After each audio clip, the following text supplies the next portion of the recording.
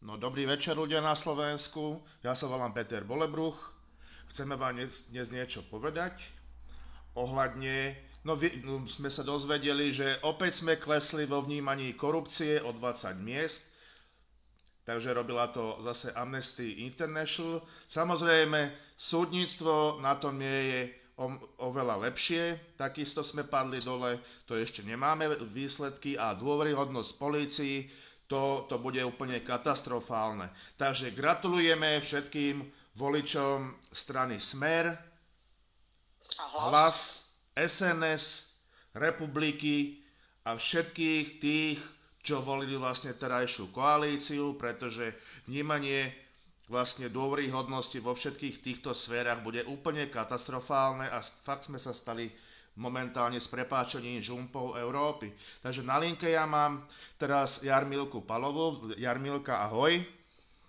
Ahoj, dobrý večer. Dobrý večer. Tak ja by som vám dneska trošku chcela porozprávať, teda pokračovať v tom, čo sme minule začali, keďže práve píšem stanovisko k vyjadreniu advokátskej kancelárie Judr Danica Holováčová v spisovej značke 19C/10/2020, kde vlastne pani advokátka nerozumie, čoho sa domáham.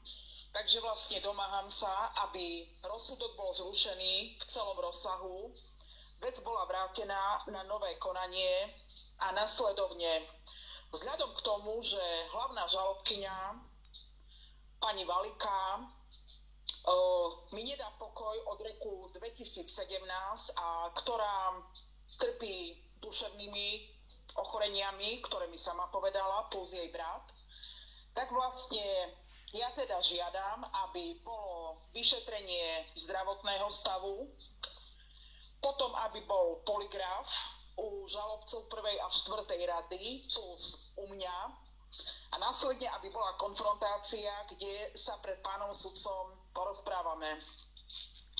Tak ako som hľadala tie papiere, čo tam teda dám, aby to nebolo veľmi fádne, tak som konkrétne našla vlastne zápisnicu z roku 2018,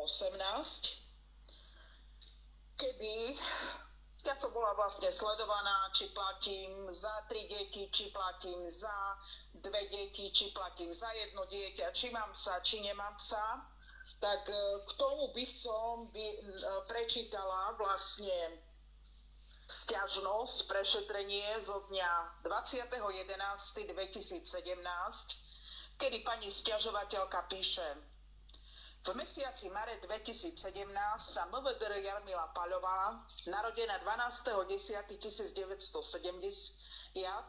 veľmi zvláštne vedela, že všetky moje údaje bytom Pavlovce 33, okres Vranov nad Topľou, stala vlastníčkou jednoizbového bytu číslo 20 na 7. poschodí na Tokajickej 20 v Košiciach na základe rozhodnutia o povolení vkladu kúpnej zmluvy číslo zo dňa číslo. Je uvedené na liste vlastníctva číslo. A teraz, menovaná podľa mojich zistení pri prihlasovaní počtu osôb v bytovom dome spoločenstva Domus, kde vlastne riadil jej manžel a ona dokonca, hoci nie na papieri, v zálohových platbách je uvedený byt, uviedla iba jednu osobu. Za 2 deti, ktoré sú školopovinné, navštevujú základnú školu Hroncová v Košiciach a s matkou bývajú v spoločnej domácnosti, neplatí žiadne zálohové platby, výťah, upratovanie spoločných priestorov pre spoločenstvo Domus. To bolo veľmi dôležité, pretože koľko peňazí im prišlo, tak toľko minuli. Vzhľadom na to, že menovaná si riadne nesplnila ohlasovaciu povinnosť voči spoločenstvu, tvrdila, že manžel už nie je predsedom, tak neviem, skade to vedela. Žiadam vás, teda žiadala magistrát mesta Košice, vtedy ešte bol primátorom Haraši, o preverenie splnenia si miestnej poplatkovej povinnosti za komunálny odpad za 3 osoby. Menovaná užíva byt od februára 2017, kedy mala vystavený zálohový predpis. Zároveň vás žiadam o preverenie, či menovaná platí daň za psa. Tak do dnešného dňa teda neviem, či Haraši jej na to odpovedal, alebo nie. Digitálny líder, takzvaný. áno, digitálny líder. Takže vlastne táto rodinka si podala žalobu o ochranu osobnosti. Ako môj život, moja osobnosť je nič, len oni sú osobnosť. No dobre, ale nech sa súdia. A potom vlastne ďalšie takéto vyjadrenie na polícii, keď som podala trestné oznámenie, že proste ma prenasleduje, nedajú mi pokoj, mne, mojim deťom. Tak po oboznámení sa s vecou uvádzam, že nikdy som nekontaktovala starostu obce Kapušany pána Pribulu. Vôbec ho nepoznám, nikdy som ho telefonicky ani osobne nekontaktovala. Taktiež nepoznám kamarátky Paľovej, preto som ani žiadnej nepovedala, že zbila svokru. Ja som mala zbiť svokru. Svokra ešte žije, musím sa aj na to spýtať.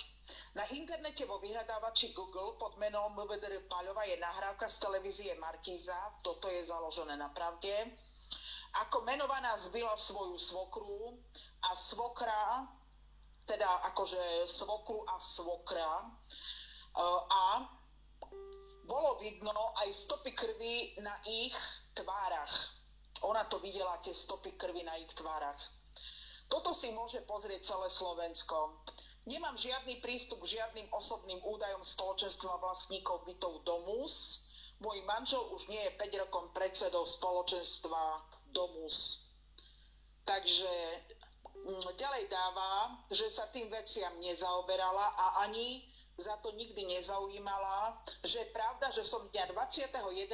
podala na Paľovú sťažnosť na magistráte, že si nesplnila svoje povinnosti za platby za komunálny odpad a odpad za psa. Dostala som odpoveď, že to prešetria. Teda priložila tú sťažnosť, ktorú som prečítala. Takže čo sa týka tých detí, tak chcem uvieť, že zákon jasne hovorí, že pokiaľ deti neboli sústavne, teraz neviem koľko dní, nepretržite u mňa, tak komunál som za nich platiť nemusela. To som sa informovala. Čo sa týka psa, to je tiež poriešené, pani právnička.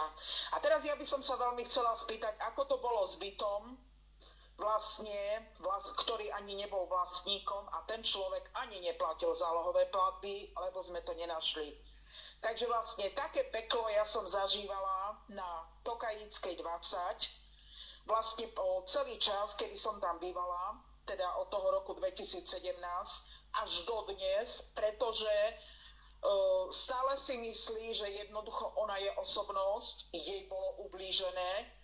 A jednoducho som teda vyzvala súd, aby jej dali urobiť psychiatrické vyšetrenie, aby sme si dali urobiť polygraf, aby sme sa pred tým súdom porozprávali a teda pokiaľ pán sudca Zolt Šúver, alebo ako sa volá, sa nevie proste vyrovnať s tým, že sú na neho vyvíjane nejaké tlaky pri vyhlásení rozsudku, má možnosť proste namietať a prípadu sa zbaviť.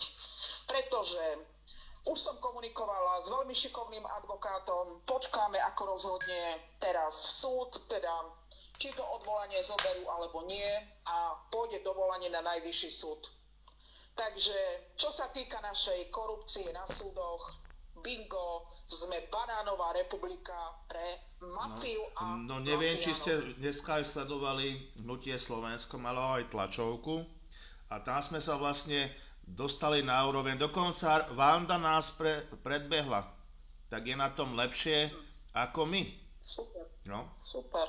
Takže ako nejaké Mexiko, možno je, že ešte do horšie, z nejaké Stredoafrickej republiky, Kongo a tak ďalej, takže výborne. Výborne. Takže ešte by som chcela poprosiť, pod nahrávku vlastne dáme transparentný účet. Pokiaľ by niekto chcel prispieť, bude to čiste na advokáta, pretože advokáta budem brať ale až po rozhodnutí toho sračkového košického zmanipulovaného súdu. Tak ďakujem za každé euro. Prajem pekný večer. Pekný večer.